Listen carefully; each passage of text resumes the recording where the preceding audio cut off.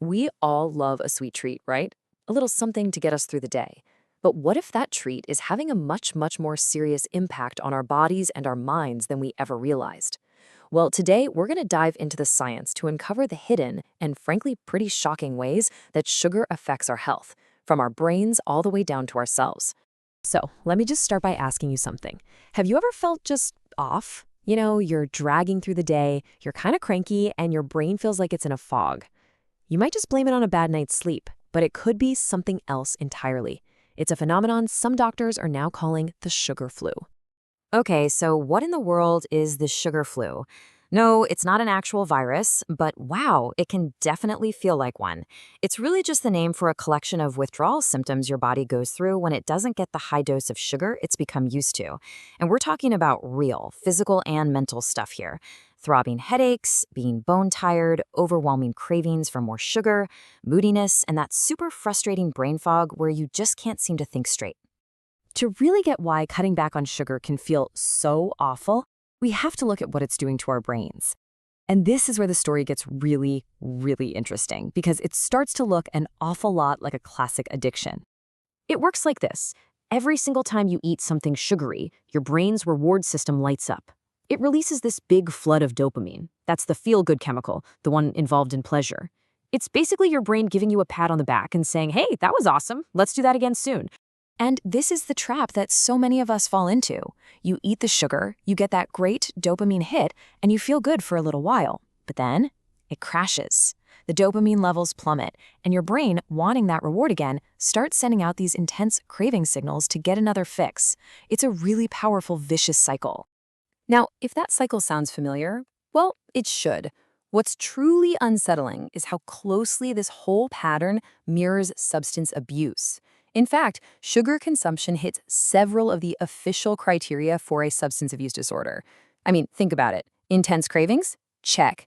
Needing more and more to get that same feeling, that's tolerance? Check. And experiencing withdrawal when you stop? Check. The parallel is just undeniable. But believe it or not, what happens in the brain is just the beginning. The impact of sugar cascades through your entire body. When we eat it in the huge amounts that are common today, it does more than just hijack our brain chemistry. It actually acts like a metabolic toxin, putting a massive strain on our whole system. And look, don't just take my word for it. Leading experts like Dr. Robert Lustig are sounding the alarm. He puts it in no uncertain terms. Ultimately, this is a public health crisis. That's a heavy statement, and it really puts the sheer scale of this problem into perspective, doesn't it?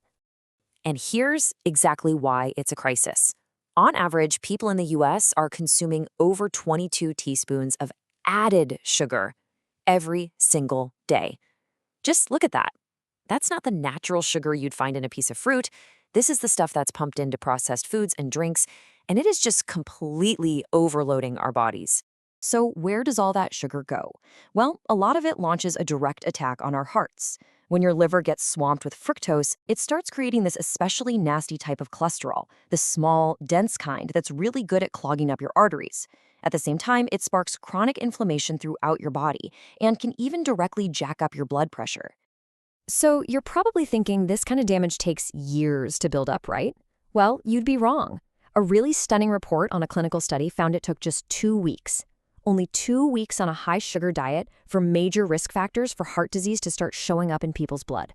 2 weeks. That's it. And the damage doesn't stop with the heart. There's a growing mountain of evidence that all this excess sugar can actually fuel cancer. It causes these huge insulin spikes, which can basically act like a green light for tumors to grow. On top of that, cancer cells just love sugar. It's their preferred fuel source.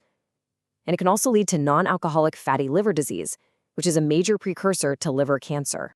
Now, this is a really important point. Not all sugar is created equal. Take a look at this. On the left, you've got carrots. On the right, Pop-Tarts. They both have about 5 grams of sugar per serving. So they're the same, right?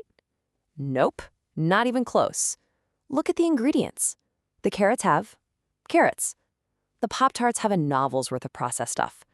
This is the crucial difference between natural sugar that comes packaged with fiber and nutrients and added sugar. And added sugar is the real villain in this story. Okay, so we've seen the dangers, which leads to the million-dollar question. How much is too much? let's take a look at what the official health authorities, the people who study this stuff for a living, have to say.